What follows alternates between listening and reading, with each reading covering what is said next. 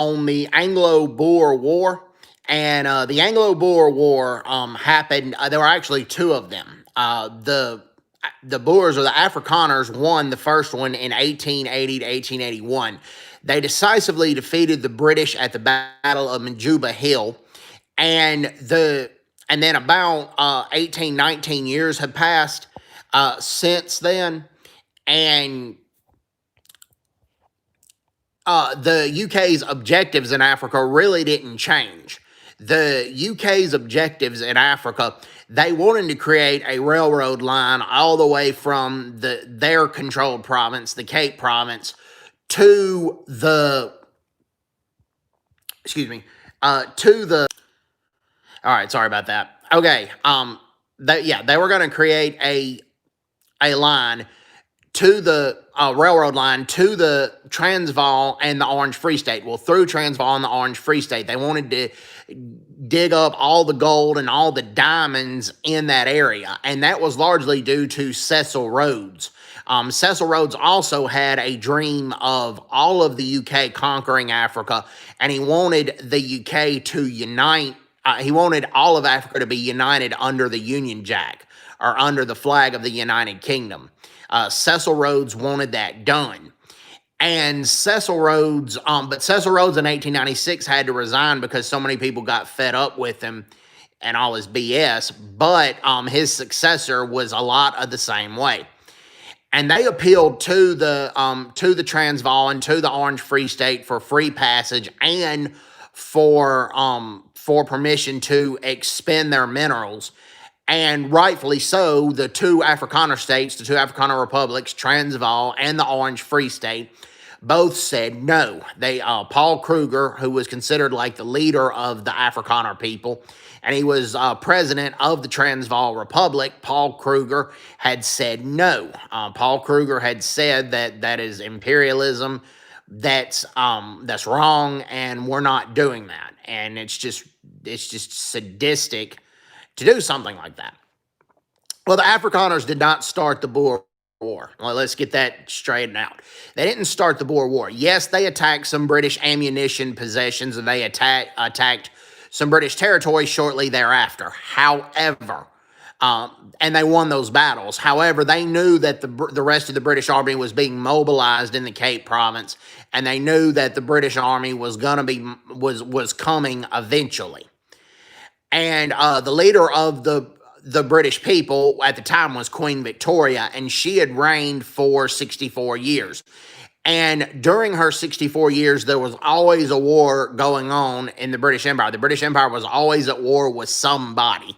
And she also did not have Secretary of Defense, and she also didn't have defense ministers. She had war ministers. That's basically what happened. She had war ministers, and when the British army had came, the Afrikaners were still winning battles. Where a lot of that changed was, okay, the Afrikaners would fight on horseback, and they were good marksmen, and they were good fighters. And a lot of times they would sneak up on the British on the horseback, and then the British, Pete and Pogo says the British were just doing the same thing that the Boers did. Not necessarily. Let's go ahead and get that straightened out. No, absolutely not. I don't believe so. The Afrikaners were fighting on horseback, and they were not attacking British civilians. They were attacking British soldiers. And the Afrikaners were winning the battles until the Australian soldiers came. Now, Australia had just became an independent nation around that time. And the Australians, the British Commonwealth had said, if you want us to grant you independence, but still be part of the British Commonwealth of Nations, you have to send your soldiers to the Boer War. Canada, it was the same way. And actually, there were volunteers from Russia, Germany, and the United States that fought on the side of Afrikaners. And the Australians were mounted on horsebacks, and they were able to counter a lot of the Afrikaners' aggression. And the Australian soldiers were basically the ones who, I believe, won the Second Boer War for the British. Otherwise, I don't think the British would have won. So Lord Roberts was able to get most of his regular army into Transvaal and the Free State and capture a key capital city called Bloemfontein.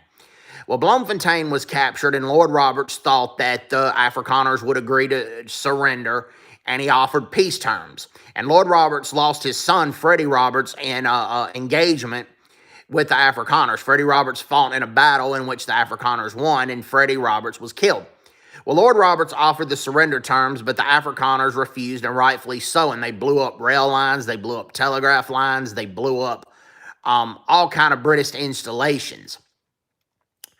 And Lord Roberts got fed up with it, and Lord Roberts he didn't implement the concentration camps. That was on Lord Kitchener's part. But Lord Roberts did implement a scorched earth policy, and he said burn down the farms that are the nearest to the railroad lines. And he also said don't burn those homes, blow them up. And one of them was the home of a key Boer general named Christian de Witt. And his home was blown up and his farm was scorched. Well, that still didn't work. And I'm not justifying the concentration camps. They were horrible. And plus, what the British were doing was outright imperialism on the Afrikaners. It was just outright imperialism. They were conquering two independent republics that were rightfully established, the Orange Free State as well as the Transvaal, and it was because they were trying to dig up resources and minerals there, and they're also trying to establish a rail line between the Cape Province and KwaZulu-Natal, which they had conquered from the Zulus in the Anglo-Zulu War. Well, what had transpired after that was Lord Roberts had resigned. Okay, and here's what Pink Polka says. I mean, they did the same thing by grabbing land because they felt they were better than everyone else. The Boers grabbed land from the African tribes, and the British grabbed it from the Boers. Not necessarily. Now, there were some cases with the Afrikaners, like with the Basotho people, that was absolutely true. But the Zulu, no. The Zulu had granted the land to the Afrikaners because the Afrikaners had helped out the Zulu. About 60 years before the Boer War, they stole cattle, or they got the cattle back to the Zulu because the Zulu's rival tribe stole the cattle. And King Dingaan said, "We will grant Piet Retief and your Afrikaner people this part of the land, and we'll put on a show for you to thank you for what you did." But there was no show. They killed Piet Retief and most of his family and a lot of his men. And in Piet Retief's backpack was a copy of the signed treaty that King Dingaan signed. So that's not completely accurate. It's a little bit accurate, Pink Polka, but it's not completely accurate. I'll get back to the Boer War. And then the Boer War, then when Lord Kitchener arrived, now Lord Kitchener liked flower arranging, he liked Chinese porcelain, something you wouldn't expect a brutal general to like. Anne-Marie Jenkins says, press the like button, please. But he was a brutal general. He did not take care of a lot of his soldiers. He didn't give his soldiers proper water. He didn't feed his soldiers properly. He didn't provide them with the correct ammunition. He was a lousy, excuse my language, but he was a lousy ass general. And what Lord Kitchener did to the Afrikaner people was outright disgraceful. What Lord Kitchener did was he was the one who implemented the concentration camps. He rounded up women and children and put them in concentration camps. And a lot of these women were dressed in their best Sunday dress, and they had to pack up all their belongings. And they had to travel 3 to 4 days in the most brutal weather and go to a concentration camps. And they had to pitch up tents. And the tents were not very protective against the rain and the snow. And the water that was near there was just stream water that had been polluted by a lot of the animals. And a lot of people died of cholera and several diseases caused by contaminated water. And the concentration camp casualty was about 27,927, if I remember correctly. And they had to go for 4 days in horrible weather conditions, as I pointed out. And there were several blacks that did fight on the side of the Boers and the Afrikaners, and they were put in concentration camps where they were given no food and no water. And more blacks, I'd probably say, than whites died in the Boer War. So the Boer War was not completely a white man's war. About 30,000 blacks sided with the British, but most of the rest sided with the Afrikaners. Not all the blacks that were with Afrikaners were slaves. There were plenty of them that were paid servants and loyal servants to them, and when their families were concentrated in concentration camps at first, they went and continued the fight and raided a lot of British settlements and stole a lot of cattle from the British because of what the British were doing to their employers, which was a fact, and that happened. And we get the chat. Thank you, Edmund Jenkins, for saying hit the like button. Thanks to the people who have tuned in, and thanks for the 2 likes. And I just came from Chris's stream and was going to go on to Ronaldo's. And Ronaldo's stream is in about 10 minutes or so. So this was really the only time that I could do the stream on the Boer War. And the Boer War, I don't know if it's largely taught in public South African schools nowadays because my racist South African coworker that I worked with in Korea that I've talked about, I talked to him about the Boer War, and he knew a little bit about it, but it wasn't very much. He vaguely knew about the Boer War, and he knew some about it, but he didn't know that they were put in concentration camps and that they were that the Afrikaner population was oppressed by the British. Like I said, he knew vaguely about it, but Nelson Mandela highly admired the Afrikaner population, even though during apartheid, those were largely his oppressors.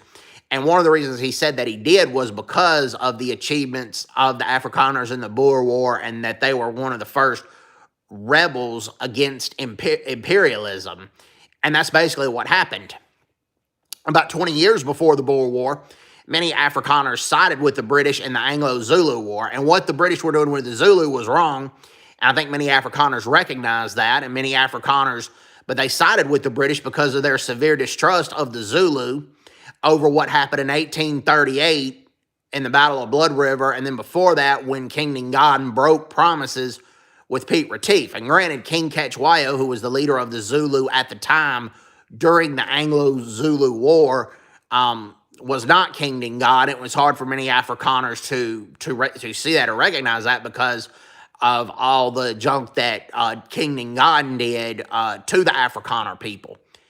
And I don't know how many of you guys watched Chris Wyatt's interview with Bantu Holomisa. I thought it was an excellent interview, and Bantu Holomisa was an excellent guest, I firmly believe. I think he had a lot of bad ideas on the land in South Africa, the history of land in South Africa, and I thought he had a lot of incorrect views on the land in South Africa. He did not mention what King Ngadden did to Pete Retief and the Afrikaners. And that's not talked about. He also didn't mention anything about the Boer War, about what the British did to the Afrikaners and how much land was stolen from the Afrikaner population. And in the white Boer concentration camps, limited food was given to them. The limited food, the water was poisoned. Sometimes nails or poison were put in the food. It was just a sick and sadistic situation. And one reason I really do respect somebody like Jan Smuts, all he endured from the British and in the concentration camps and in the prison, he was able to forgive the British and reunite with them in just 10 to 12 years. And that was an excellent, that just shows you how good of a man he was and the character that Jan Smuts had, also known as J.C. Smuts. Okay. We talked about that. Props to the people who have tuned in here talking about the Boer War. I know most of my viewers are from South Africa, and they talk about I talk about what's going on in South Africa. And the Boer War is a very important part of history to the Afrikaner population, and they like it when people internationally know about the Boer War. And Anna-Marie Jenkins said, see you on Ronaldo Host. Well, thank you, Anna-Marie Jenkins. Thank you very much for tuning in. I will be there shortly. Thanks again to you guys who have tuned in, who wanted to see me talk about the Boer War. Yeah, the Boer War. And I would have started sooner, but Chris Wyatt stream went largely over. But people were asking good questions, and it was an interesting topic, and I hated to leave early to start discussing this. And earlier this morning, Roman Kabanak was having a live stream, and then Chris's stream had started. So I can understand why you guys are there. They've been in the YouTube game for a longer time than I have. I've only been I mean, I've had a YouTube channel for a while, but as far as the live streams, I've only been doing this thing for about a week. So I understand that. So I'm about to be on Ronaldo Host show as well. Hope you guys, hope all is well. And I hope you guys keep remembering the Boer War. We need to remember it. We need to keep studying it. And if this ANC is trying to take it out of history textbooks, then I firmly need that. It's a shame that they're doing it. So I may do another stream after Ronaldo's stream. I'm not sure yet, but I will see. So anyways, hope everybody's doing well. Take care. God bless them. Bye-bye. Bye-bye.